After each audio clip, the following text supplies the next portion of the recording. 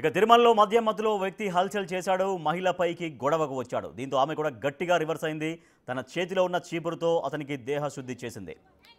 PSC 4 దగ్గర hackers మధ్య ఈ గొడవ జరిగింది. అయితే ఇక్కడ అసలు విషయం అది కాదు.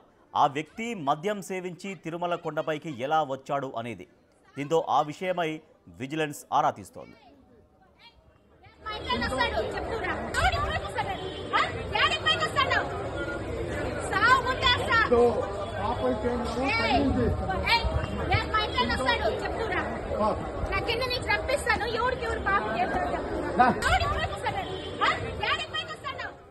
మనం చూస్తున్నాం బిగ్ టీవీ స్క్రీన్ పైన గొడవ, మహిళతో గొడవ పడ్డటువంటి తాగినటువంటి వ్యక్తికి సంబంధించినటువంటి ఒక వీడియో మనం చూస్తున్నాం.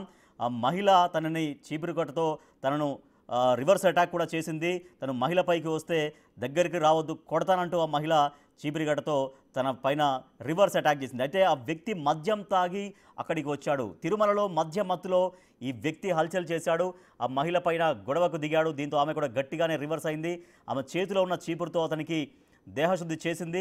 ఇదంతా PSC 4 దగ్గర హ్యాకర్స్ మధ్య ఈ గొడవ జరిగింది. అయితే గొడవ అనేది ఒక అంశం అయితే అసలు తిరుమలలో మద్యం తాగి అక్కడి దాకా ఆ వ్యక్తి ఎలా వచ్చాడు? ఎందుకంటే తిరుమలలో అడుగడుగున నిఘా ఉంటుంది, భద్రత ఉంటుంది. తిరుమల కొండపైన ఎట్టి పరిస్థితుల్లో మద్యం తాగడానికి, మద్యం తాగి రావడానికి అనుమతి లేదు. కానీ అంతమందిని దాటి అంటే మద్యం తాగి ఎట్లా ఆ వ్యక్తి వచ్చాడు అనేదే ఇప్పుడు క్వశ్చన్. సో దీంతో ఈ విషయం పైన విజిలెన్స్ ఆరా తీస్తోంది.